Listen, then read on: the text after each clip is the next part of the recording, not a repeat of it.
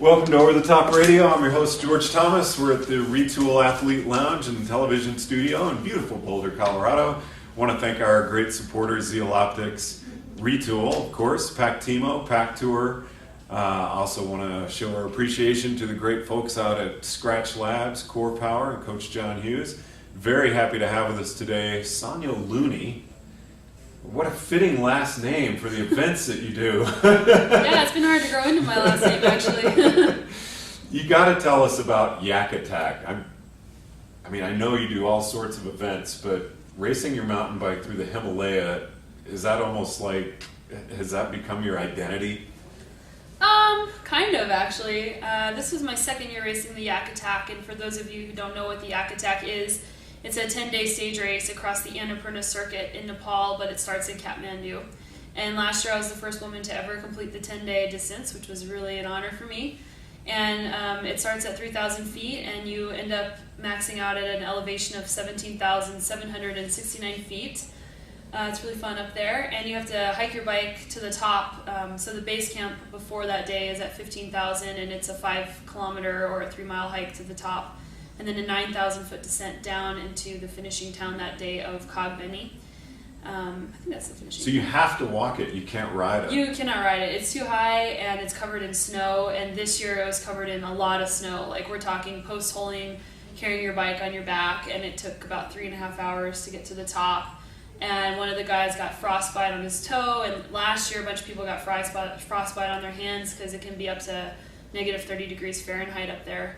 I was just going to say my goal would be to go up there and film you this year, but I don't think so. You could do it. But the race is kind of interesting because the first 4 days are lower elevation on rocky dirt roads, so it's dusty and hot, and you have to go really hard because it's all about the speed. And then as you start getting into the Annapurna circuit, it becomes more a race of attrition and staying healthy, and you stay in these really small tea houses with pretty limited amenities, not a lot of power.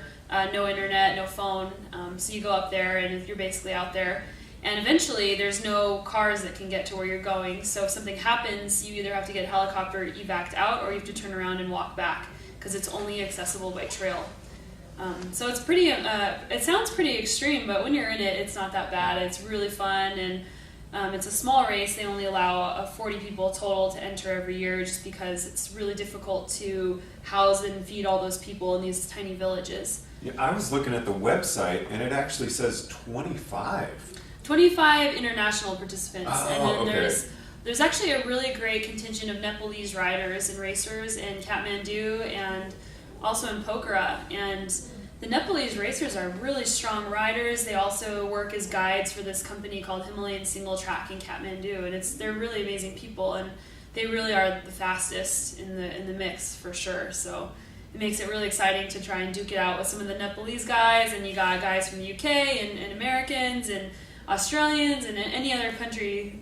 People come from all over the world, and the type of person that this race attracts are really cool people. They're people that they're not out there just to kick everyone. Well, obviously.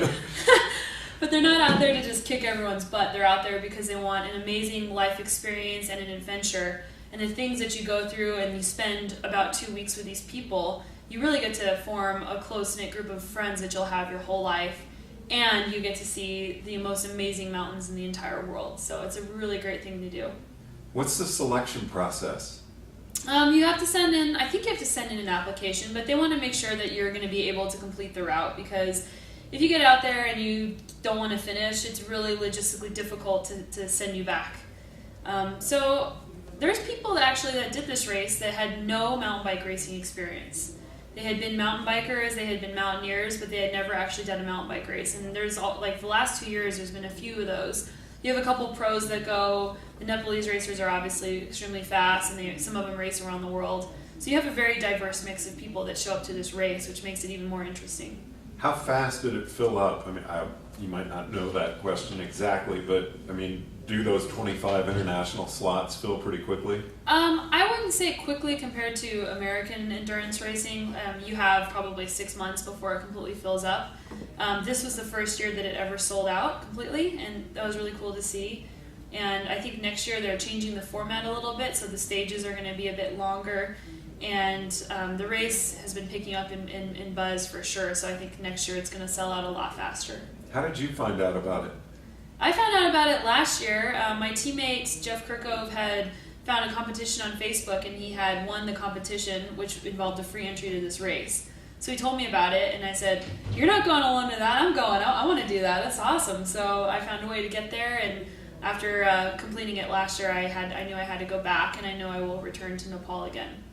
What are the logistics like of getting your bike and food and everything? I mean, what all did you have to take with it? Is it like going on an expedition, or how does that work? It kind of is, because you're really limited in what you can bring. I do a lot of other stage races, and normally you bring spare bike parts, spare chain ring, spare chain, all these different attire things in case anything happens, because you're going to be out there for 7 to 10 days. And with this one, because it's not all accessible by road, you have Sherpas that start carrying your gear for you. So you're only allowed, you're only allowed 20 pounds of gear for 6 of the stages, the last 6 stages. And that includes your sleeping bag, all of your clothing, all the bike stuff that you could bring. So you really don't have everything that you want. You have barely any clothes to wear, and it becomes just being comfortable with simplicity, and you got to wear dirty clothes and be okay with it, and it's fine. But you're not lugging everything on your bike. No, they do. The Sherpas take it to your next. Yeah, the Sherpas will carry it motel. for you. Yeah, exactly. The things that you do have to carry with you are some spare things for when you're done, because by the time you finish the stage, the Sherpas take several hours to get there. So if you don't bring anything, you're going to be wet and cold in your bike shorts with wet shoes and everything. So for me, I had ultra lightweight running shoes I carried in my backpack because I wanted my cycling shoes off when I finished. Down jacket, down pants, a hat, just things like that you can change into whenever you finish before the Sherpa gets there. So you end up carrying more on your back than you normally would in a race, but you don't have to carry all of your gear like you would in a bike packing race. How long does a stage typically take? These stages are pretty short. Next year it's going to be longer stages, but it was like 3 to 4 hour stages on average for people, and the past stage is a little bit longer because it's just a lot of elevation. You can't move very fast up high. Do they keep the same course? It's been this same course actually this year it changed. Last year there was way more hiking, and they started blasting a new road, so there was a little less hiking this year. But next year they're going to make the stages longer and in less days, I think. So I'm not sure what the new format's going to be. Well, you are on the homepage of the Yak Attack website, which is www.yak-attack.co.uk. So obviously a United Kingdom company puts this on? It's actually just one man, and his name is Phil Evans. Oh, he's a really great guy, and he's been doing it for so many years, and he really puts a lot into it. And it's really difficult logistically to do it. And he partners with a Nepalese company. I believe in the past it's been Dawn to Dust, and I think that going forward they're probably still working together. But it's a lot for him not to do. And he is not a race promoter by trade. He has a real job that he does too. So. Well, if there's any way, I'd sure like to have you and be able to Skype him in for a visit, because I'd like to know a lot more about the logistics of putting this on. I'm just trying to imagine the permitting issues that you've got to go through doing this in another country. Well, that must be why he contracts with a Nepalese company. Yeah, and it's crazy because one day there's like random strikes that go on in Nepal, and they're not dangerous, but it just makes things take longer. So the day before we were supposed to go off onto stage 5, we got word that, okay, you're not starting at 8 a.m. like we originally planned because the town is on strike and we can't get the permit to go into the Annapurnas. So we waited around a couple hours, and then they said, oh wait, they're actually doing some blasting on the road too. So actually we're going to have to neutralize today's stage, and it's just going to be a group ride. And that ended up being a good thing because a bunch of people had gotten sick, including myself, so we were happy to just tootle along to the next town. So tell us about the diet and everything. I mean, obviously you can't take a whole lot of your own food. Is that hard on your system to have local cuisine that you might not be used to? In the Annapurna circuit, actually, you can't get like Power Bar, gels or anything like that, but you can get Snickers bars and you get Skittles, pretty much a lot of different Western foods they'll have there. And at the tea houses, they have a variety of different foods you can get. But with the race, they choose what you eat for dinner, so everybody gets the same meal, which would make it challenging if you had a special diet. But a lot of the meals we ate were dal bhat, and that's the traditional Nepalese meal, which involves rice and some chicken and some cauliflower, like curried cauliflower.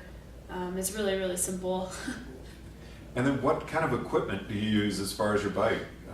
Any special tires or stronger frame? Anything different, or are you just pretty much on a standard race bike? I pretty much just took my standard race bike. It's kind of a toss-up whether you want to ride a full suspension or a hardtail, just because it's not a lot of single track in the race, but the roads are extremely rocky and heinous, and you get beat up pretty badly on a hardtail. But the trade-off is you have to carry your bike on your back. So if you can get a lightweight bike, you want to be carrying something a little less cumbersome. But a lot of the new full suspensions are so light these days that it's almost beneficial to take the full suspension. But you don't want to run ultralight tires because you're probably going to blow your tire if you do that. And right. So I opted for a little bit more durable equipment, but nothing dramatically different from what I normally use. I almost feel like durability and comfort equal speed. Yeah, and over Especially, time, I mean, you just can't go that fast over time. You're at 15,000 feet, and there's snow everywhere, and you're walking. And, like, we literally had to walk through the snow for hours at a time. Well, and that was kind of my next question: is how are you affected by the altitude? You live at 5,000 feet, which here in America, it's like, ooh. Yeah, it's tough up there. I mean, and there's a lot of people that come from sea level, but the race takes that into account. So every day you go up a little bit more and a little bit more. Then there's one rest day in the race where you can acclimate, and it's in the town of Benang, which sits at about 12,000 feet of elevation. And then they take you on a little hike. But it's definitely tough. I mean, you get up there, and it doesn't matter where you live. It's really tough when you get that high. It's hard to move fast, and if you move too fast, you just have to stop, and everything just seems to go in slow motion. Now, did you go up into the 14ers around here and do a lot of training? No, because the race, I left on February 27th. So you know how that would negate that. Yeah. So last year I went up to 12,000 feet and did a little bit of walking around in the snow with my bike. But this year I had a really aggressive travel schedule, and I did a mountain bike race in Haiti earlier called Mountain Bike I-80. So I just didn't have time to go and do the altitude training between traveling for work and training and everything else. And it did actually affect me to not have that altitude training. Yeah, Haiti's elevation must not be. Yeah. That's amazing. There's actually like quite a few mountains there, but the max elevation that we were at there was probably like 6,500 feet. So, wow. Which is still really high for the Caribbean, but compared to Nepal, no. So, kind of tell us about your life. I mean, you're Haiti over to the Himalaya. What do you do throughout the year? Well, yeah, my life hasn't always been this way, and it's sort of been evolving. And I just have these dreams, and I just try and work hard to make them happen, and somehow it's kind of working out. But I work for Ergon. I do sales and marketing. It's an ergonomic mountain bike grip and saddle company. And I travel to the bike shops all over the country doing tech clinics and making sure they know about our products. So I do that 1 to 2 weeks a month. So I'm traveling 1 to 2 weeks a month doing that. And then managing a lot of things online as well. And then I also work as a freelance rider. So that's helping me with my racing because I'm able to come back and write about it and make a little bit of money on the side. So I'm writing for about 5 different magazines, and I have a weekly blog on the Elevation Outdoors and Bicycling Magazine. And then I have my own blog that I maintain, and then training and racing. What's that? How can people find your blog? My blog is www.sonyalooney.com. So it's Looney. That's right, like okay. the tunes. Like the tunes. So yeah, you need to start writing music now. Yeah, there you go. But yeah, I started stage racing only about 3 years ago, and I've just seen these opportunities open up in front of me, and I seem to excel at these sort of off the beaten path, really difficult races. How'd you find out that you were good at that? My old teammate actually kind of got me into, or he's my current teammate, but my teammate got me into that. Jeff Kirkove, he started taking me on some adventure rides maybe 4 years ago, and I thought, why am I riding my bike around in circles at cross-country races? I love this. I love the big views. I love the challenge of being on my bike and doing massive amounts of elevation gain in a day.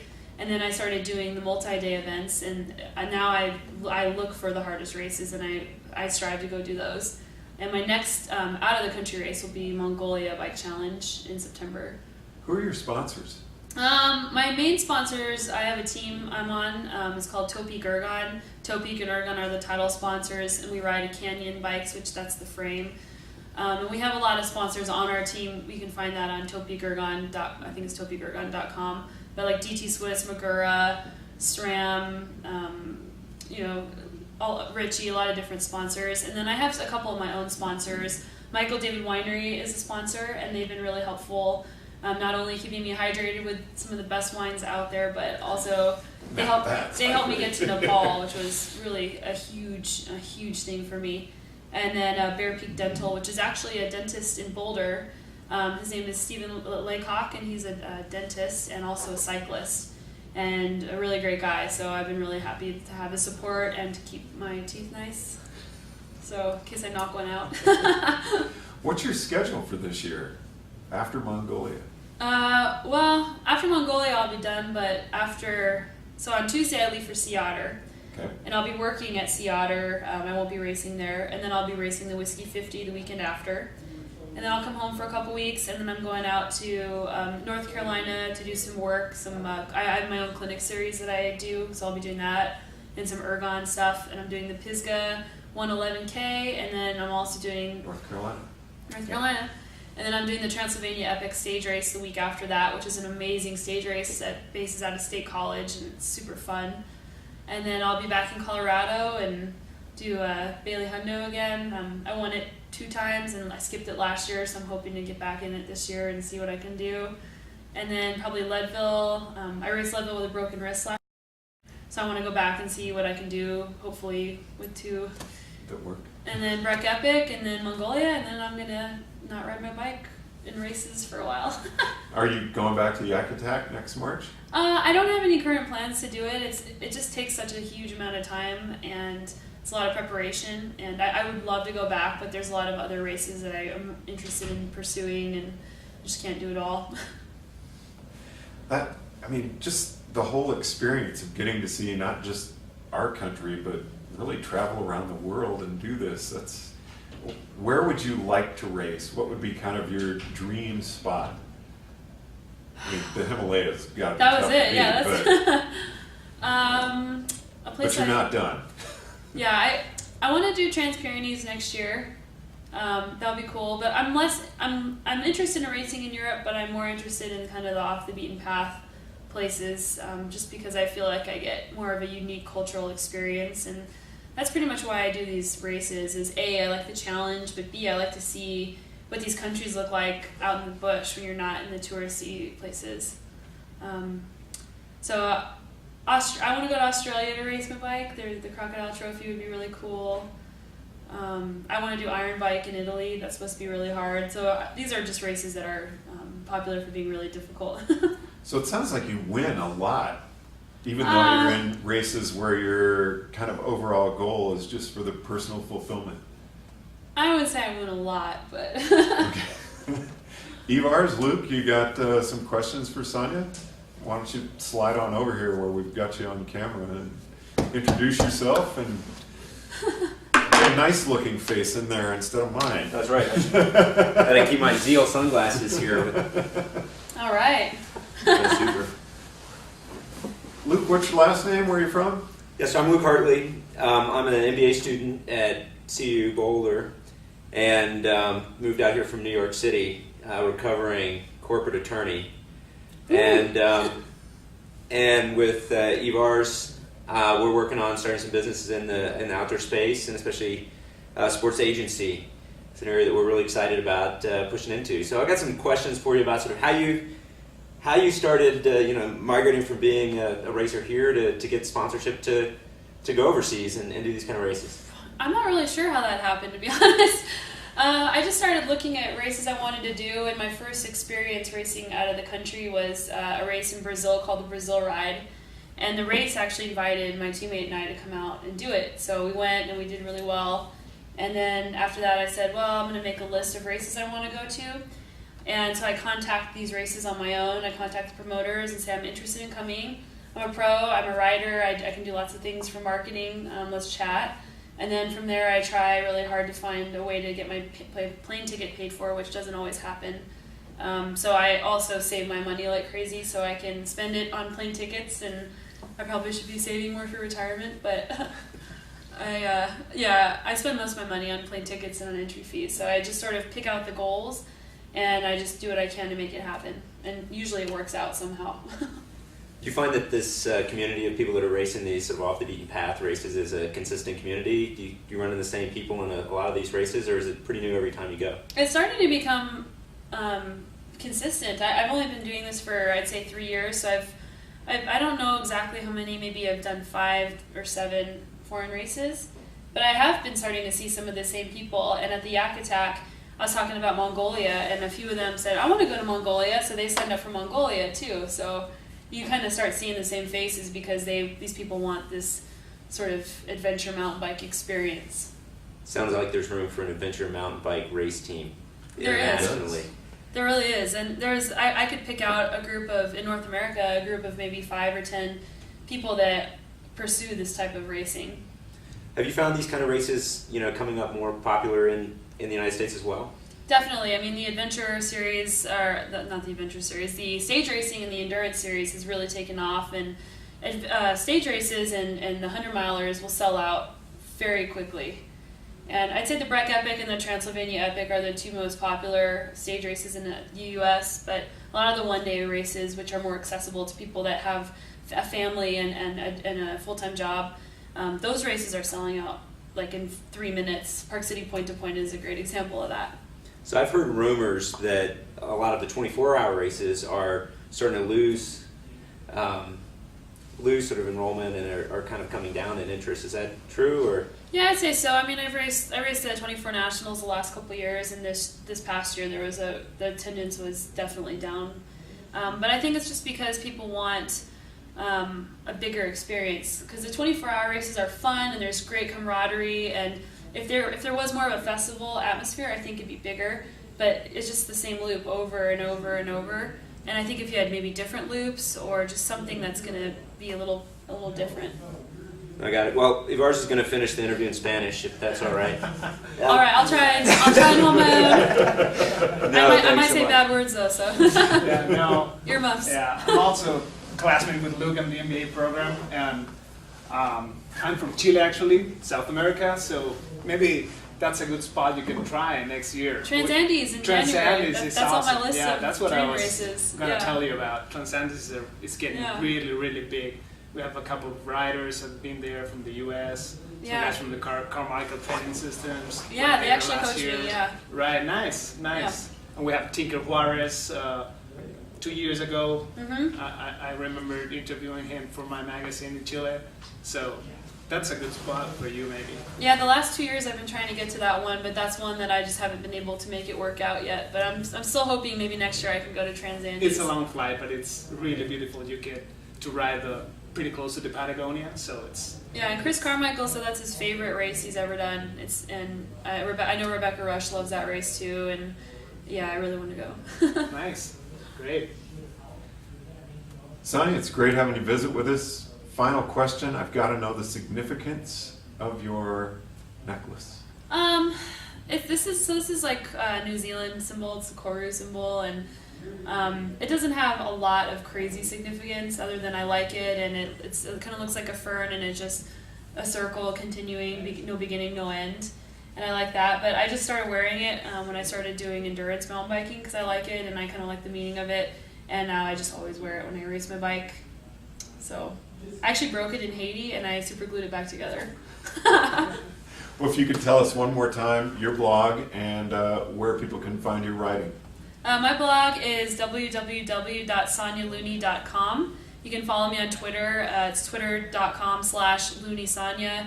I have a Facebook athlete page as well, and it's facebook.com/LooneySonya. And for weekly ridings, you can find my bicycling blog. It's called The Far Ride. You can Google that. Or Elevation Outdoors, my blog is called Sonya's Single Track Saga. So lots of... I don't always keep them updated like I should, but I do the best I can. It's great to have you on our show, and I hope we have you as a regular guest. Yeah, thanks a lot for having me. Great to have you on. And from the Retool Athletes Lounge and television studio in Boulder, Colorado, it's Retool TV live with George Thomas.